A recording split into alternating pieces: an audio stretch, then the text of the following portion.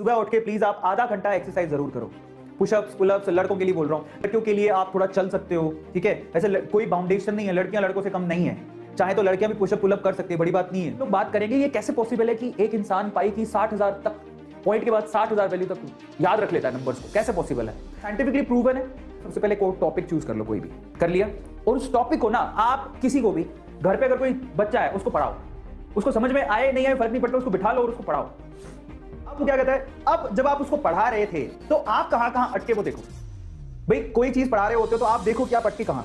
अब खुद को तो समझ में आ जाता है, इंसान खुद से तो नहीं झूठ बोल सकता, समझ में आ गया? तो खुद को समझ में आ जाएगा कि आपने मिस्टेक्स कहां करी। उन मिस्टेक्स को आइडेंटिफाई करो और उन मिस्टेक्स को फिर से रिव्यू करो। रिव्यू का मतलब आप किसी टॉपिक को पढ़ाते टाइम कहां पे अटके, आइडेंटिफाई करने के बाद क्यों अटके, कारण क्या था, क्या तुम्हें उस कॉन्सेप्ट में क्लैरिटी नहीं थी तो टॉपिक को खोल के देखो, कॉपी को खोल के देखो जाके, या फिर जिस टीचर ने पढ़ाया था उसने कैसे पढ़ाया था उसको चेक करो।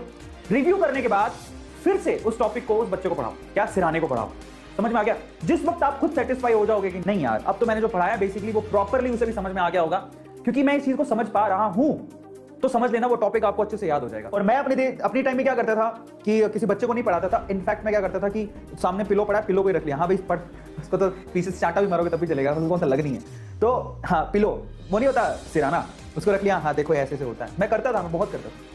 ऐसा कहते हैं कि 3 दिन में कम से कम आप 3 दिन के भीतर एक्सरसाइज जरूर करो, दौड़ो, चलो बाहर, ठीक है, थोड़े बहुत एक्सरसाइजेस घर वाले होते हैं वो कर लो, that is more than enough, जिससे आपका माइंड शार्प होता है। आप जब एक्सरसाइजेस करते हो तो आपके ऐसे हार्मोन्स रिलीज होते हैं, कौन से वाले? सेरोटोनिन और डोपामाइन। डोपामाइन के बारे में तो मैंने सुना है, ये हार्मोन्स रिलीज होते हैं और ये हार्मोन्स आपकी कॉन्सेंट्रेशन को इंप्रूव करते हैं, तो ये माइंड शार्प करने का तरीका है।